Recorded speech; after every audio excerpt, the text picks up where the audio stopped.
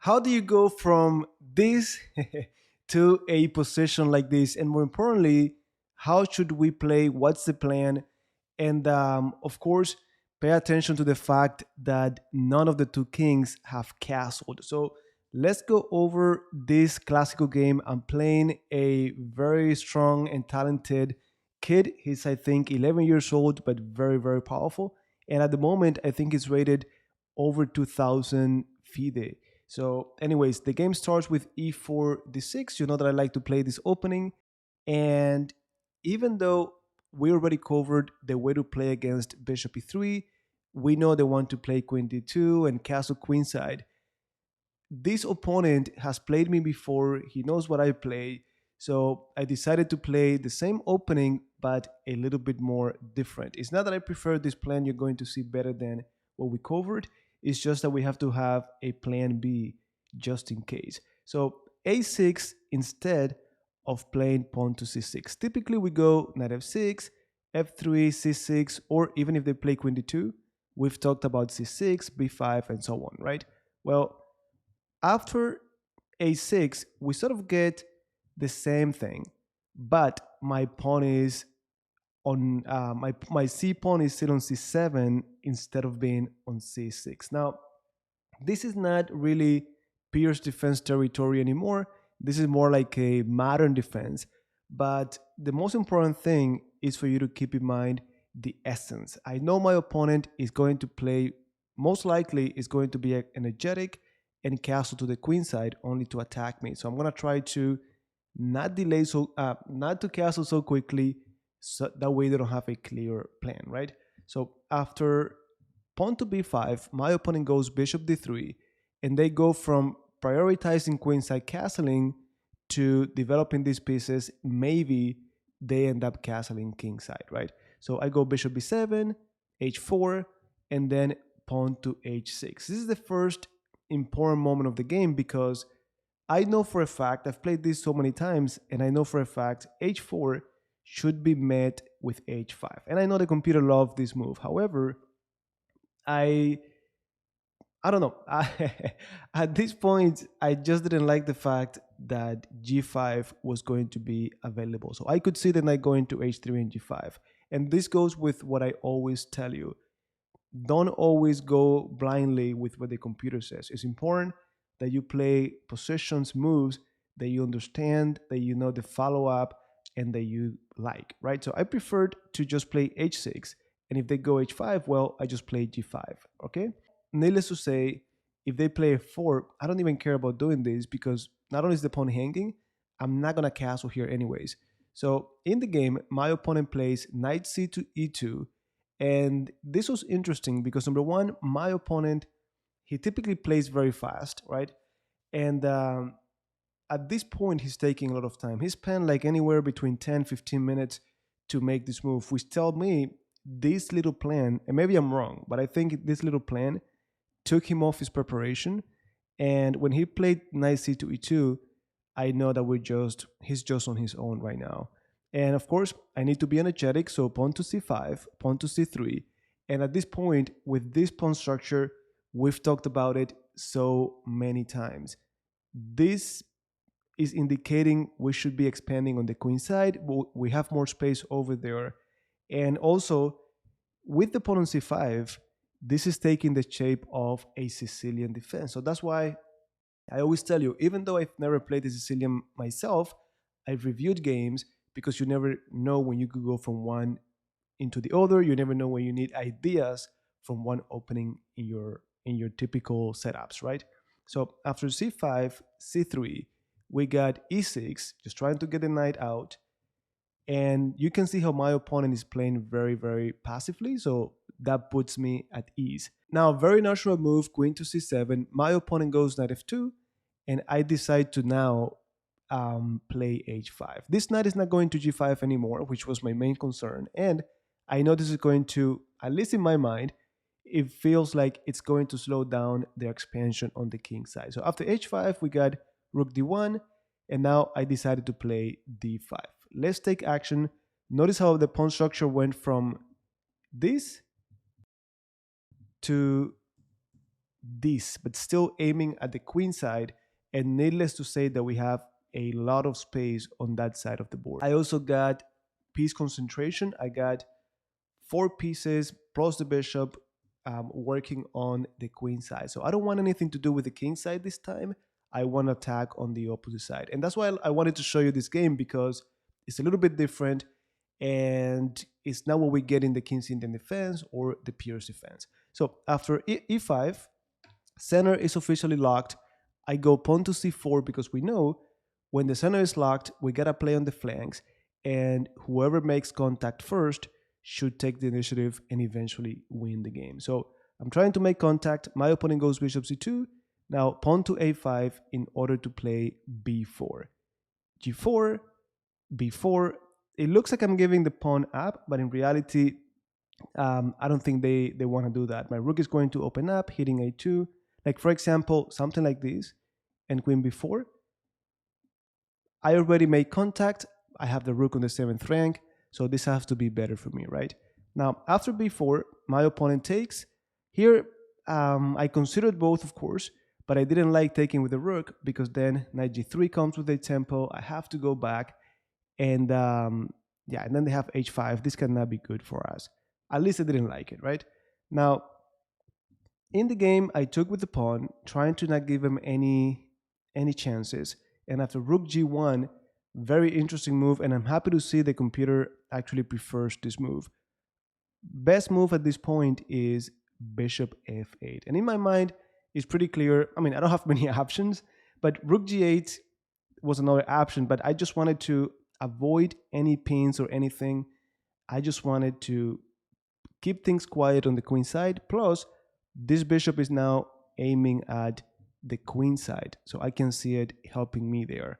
So after bishop f8, we got f4, pawn to a4 once more, giving this pawn up for free because I really liked this variation. The engine doesn't like it that much, but I actually did. Same thing, I get counterplay, I get some activity. I guess the better move here is just, so let me see, computer says rook b1, but come on, who's gonna play this rook well placed, who's gonna bring it back? But you know, even with that, it's not that I'm losing. So I still liked this idea. My opponent did not take. Instead, he's playing f5. Very energetic move. He's saying, you know what? I gotta make contact on the king side before you can create something on the queen side. So at this point, I'm considering my candidate moves. I'm looking at taking the pawn, with the knight, or simply ignoring it. And I decided to just take with the pawn. Reason being, I just need to slow down whatever they got going here. If I don't, they're going to be taking, and then bishop g6 at the right time. The rook is going to come down.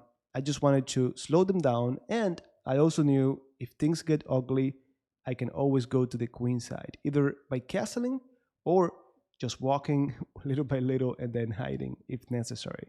So knight g3, pawn to b3, again energetic, and after a takes b3, I have to take with the c pawn. Computer says either one is okay, but actually no, now that I look, computer says it has to be c takes b3, and it only makes sense. I'm making not only this square available for the knight, which is very, very nice, but I'm making this diagonal also available for the bishop, and their king is still in the center. So after bishop e1, my knight goes there. A friend of mine after the game told me, you know what? If I had been playing the game, I would have played a3 way quicker instead of knight b6, knight c4. And I told him, look, even if you tell me during the game I shouldn't play knight b6, a3 is better, I would still have played knight b6 because it looks so nice to put the knight on c4. So even if it gets me in trouble, it's just a very nice move. So knight b6, knight f5, and by the way, I did calculate this far, right? And I'm thinking to myself, there's no way in this world you're going to put me in checkmate with the bishop and pawn. There's no way. All of your other pieces are just sleeping, right? And I should have some time to, again, evacuate if I need to. So I was not afraid of this position, especially since now I have knight c4. Queen needs to stay close by. And after queen e2, needless to say, active pieces means tactics are going to be in the air, right? So my knight is active. I need to activate the bishop as well. And of course, I'm already threatening something like knight takes e5, hitting that queen as well. So I really liked my position already. White pieces go bishop d3, and now finally I have to play a3. Energetic moves, energetic moves, energetic moves. Now after a3, my opponent continues to be energetic. We're both trying to do the same thing, right? So he goes pawn to e6, hoping that if I take, well, he could open up the e file, he could open up the diagonals. And again, I had considered this, I had to. And I simply took the computer, by the way, the computer says winning by 1.45 if I had castle queenside. That would have been very, very cool, actually. But, I really like this line. Pawn takes, and after bishop g5, I just know that I need to do whatever I can not to get checkmated, right? So, like I told you before, I was okay with castling or just walking. If things get too ugly, I keep going away. But after knight h3, this move seemed to me to be very, I don't know, I don't think it was consistent. I think it was too slow to get that knight to f4. And now, after knight takes b2, I'm offering the bishop for free. But not only am I attacking this rook, am I attacking this pawn, I know that I have a very nice guarantee with these two pawns. We've talked about this, I think lesson 121, we talked about how two connected pawns on the sixth rank could be more powerful than a rook. So I'm thinking, if I don't get checkmated, I'm going to get to an endgame with those two connected pawns. That's going to be the win. And guess what? It actually happened that way. So after knight b2, bishop takes a6, queen takes c3, king f2, and now, of course, we could take the knight, but I'm really afraid of getting checkmated here. I also considered eliminating the bishop. I just don't want to get checkmated. But I said, you know what? Let me stop pretending. I want to get that rook so badly. That's some guarantee right there, right? So I take, my opponent takes back. Again, it was check, so we could do that. And now I go back to the same thing. What do I do? This is coming, and things are getting very ugly for me. Not to mention rook c1 at some point if I ever step over the c file. So I spent some time. My opponent has, I think, like 20 something minutes. I have like 4 or 5 minutes, and I couldn't find something that I liked. Again, rook a6 was in the air, considered, taking the knight, and I also looked at bishop d6, but I just never liked it. And then finally, and the computer says, well, actually the computer says my move is a move. So the computer says second best move, taking the bishop. First move, it only came to me after calculating many different lines, and then I realized, well, what I want is my king to go to d6, right? After bishop b5, I want to be on d6, but I really hate this queen e5. So how do I cover that? Well, bishop g7, problem solved, and now my rook is coming in if they give me a chance. So bishop b5, king d6, bishop f4, I just keep running away. And now my opponent gives me a chance. They had no more checks. Queen f3, I just take it.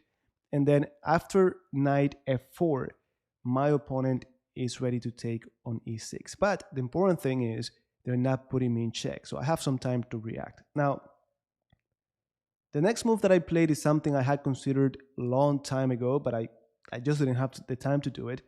And of course, bishop d4 is always in the air. Actually, the computer thinks is the best move. Second best move is what I did. I'm thinking, I'm up a couple points. I got two connected pass pawns that's guaranteed to become a queen. So I just need to get away from this trouble, right? I need to stop their attack. And the best way to do that is to eliminate the most aggressive piece they have, the best piece they have. So of course, queen c2, pinning that queen. My opponent plays rook d2 and then queen e4. That's it. End of story. No counterplay whatsoever. If the queen moves away, I'm taking here with d4. So they took, I take back, and after bishop c4, a2, that's the end of it. Of course, my opponent kept playing bishop e6, I go down, they push the pawn. Now I get my queen, so I'm thinking, and by the way, as I'm playing this, not only because I'm low on time, but I don't know, I do this, so I'm thinking, what checks do you have, right? So this is a check, easy to take, no follow-up, same thing here. So I gotta double check in my head because I've gotten in trouble so many times, right? So I get my queen, d6, and now bishop d4. As long as I'm hitting you, my friend, you're not gonna have this. And I already checked. Look, even if your pawn gets all the way down, my rook is going to take it. I'm winning by so much, right? But after queen a6, that's a very simple fork. Give me the pawn, check again, pin the rook, and then pawn to e3. Needless to say that this is already very easy to finish for the black pieces. So there you have it. I hope you found some value here. And even if you don't appreciate this kind of play, right, with queen side expansion and so on, at least it's going to help you consider the possibility of you having to change your usual plans and go for this kind of for something that you're not used to, right? I almost never get this pawn structure, but when you get it, you gotta know what to do, right? And the same thing, whatever opening you play, make sure that you have a second opening to surprise your opponent or different plans, because you never know. You never know. So there you have it. I hope that you found some value in this video. And of course, let me know in the comments, and I'll see you in our next video.